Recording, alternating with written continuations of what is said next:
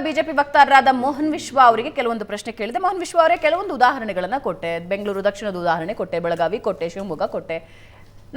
ಒಂದು straight question sir, ಈಗ ನೀವು ಬಂದು ಪಕ್ಷನ ಡಿಫೆಂಡ್ ಮಾಡ್ಕೊಳ್ತೀರಿ, ನಿಮ್ಮಂತ ವಕ್ತಾರರಿಗೂ ಕೊಡ್ಬೋದು ಸರ್ ಸೀಟು, ಯಾಕಾಗಲ್ಲ? ಒಬ್ಬ ನಾರ್ಮಲ್ ಕಾರ್ಯಕರ್ತನಿಗೂ ಟಿಕೆಟ್ ಕೊಡಬಹುದು. ದಿನ ಬೆಳಗಾದ್ರೆ ಪಾರ್ಟಿಗೆ ಬರ್ತೀನಿ, ಊರೂರು ಸುತ್ತೀನಿ, ಪಕ್ಷ ಸಂಘಟನೆ ಮಾಡ್ತಾ ಇದ್ದೀನಿ ಅಂತ ಕಾರ್ಯಕರ್ತನಿಗೆ ಯಾಕೆ ಟಿಕೆಟ್ ಆಗಬಾರ್ದು? ಅಲ್ಲ, ನೀವಂತ ಕಾರ್ಯಕರ್ತರಿಗೆ ಟಿಕೆಟ್ ಆಗಿಲ್ಲ ಅಂತ ಯಾರು ಹೇಳಿದ್ದು? ಯಾರಿಗಾಗಿದೆ?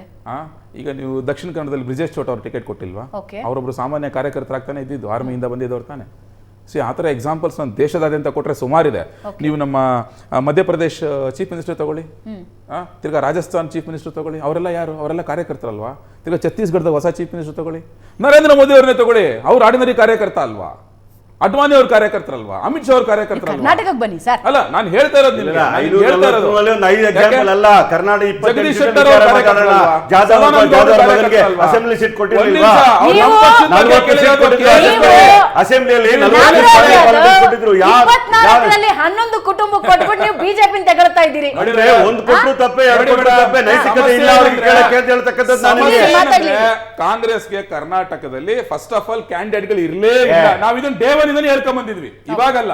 ಕ್ಯಾಂಡಿಡೇಟ್ಗಳೇ ಇಲ್ಲ, ಸೋಲೇ ಸೋಲ್ತಾರೆ ಅಂತ ಹೇಳಿದ್ರಲ್ಲ. ಕ್ಯಾಂಡಿಡೇಟ್ ಅಲ್ವಾ? ಯಾರು ಮುಂದೆ ಇಲ್ಲ ನಿಂತ್ಕೊಳ್ಳೋಕೆ.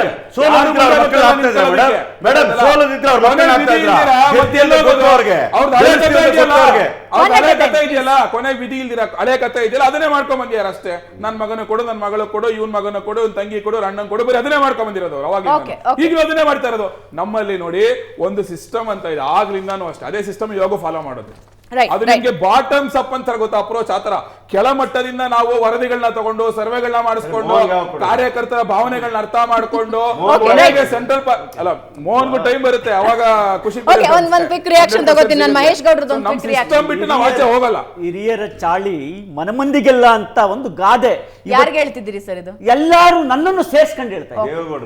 ಅಲ್ಲ, ಈಗ ಆಯುಧಲ್ವಾ ನಾಗರಾಜ್ ಅವ್ರಿಗೆ ಹೇಳ್ಬಿಡ್ತೀನಿ.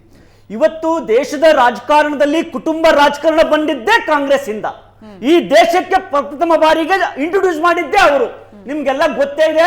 ಇವತ್ತು ನಾನು ಹೆಮ್ಮೆಯಿಂದ ಹೇಳ್ಕೊಡ್ತೇನೆ, ಇವತ್ತು ನಿಮ್ಮ ಚಾನೆಲ್ ನಲ್ಲಿ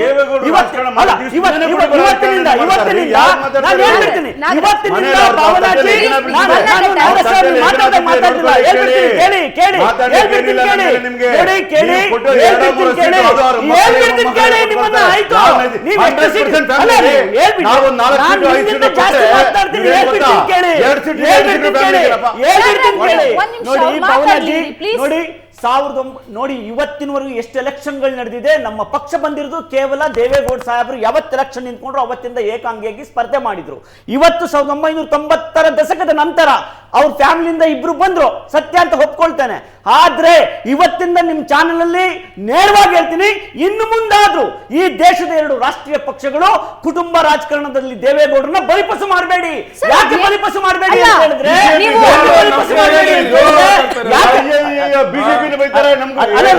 ನಾನು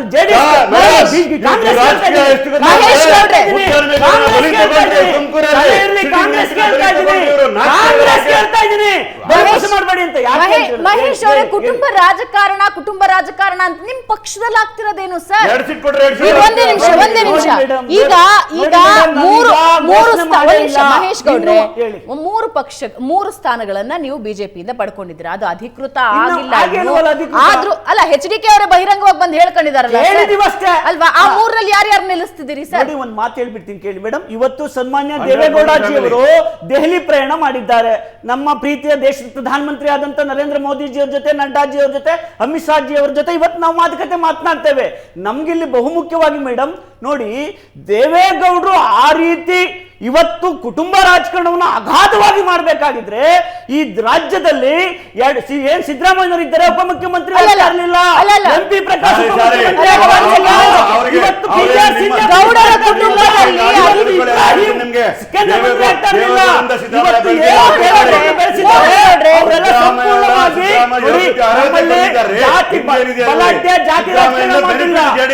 ಕಾಂಗ್ರೆಸ್ ತರ ದುಡ್ಡಿಲ್ಲ, ನಮ್ಮಲ್ಲಿ ಕಾಂಗ್ರೆಸ್ ತರ ಜಾತಿ ರಾಜಕಾರಣ ಇಲ್ಲ. ಅದಕ್ಕೋಸ್ಕರ ಇವತ್ತೇನು ದುಡ್ಡೆಲ್ಲಿದೆ ಅಲ್ಲಿ ಕಾಂಗ್ರೆಸ್ ರಾಜಕಾರಣ ಮಾಡಿದ್ದಾರೆ. ಮಿನಿಸ್ಟರ್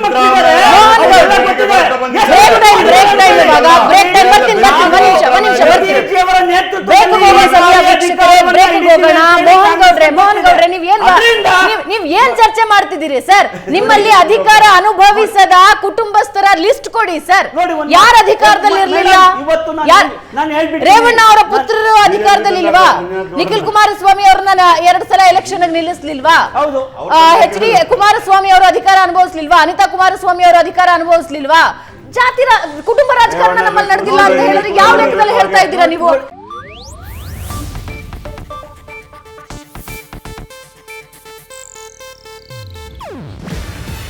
ಇದು ಏಷ್ಯಾನೆಟ್ ನ್ಯೂಸ್ ನೆಟ್ವರ್ಕ್ ಪ್ರಸ್ತುತಿ. ನೀವು ನೋಡ್ತಿದ್ದೀರಾ ಏಷ್ಯಾನೆಟ್ ಸುವರ್ಣ ನ್ಯೂಸ್.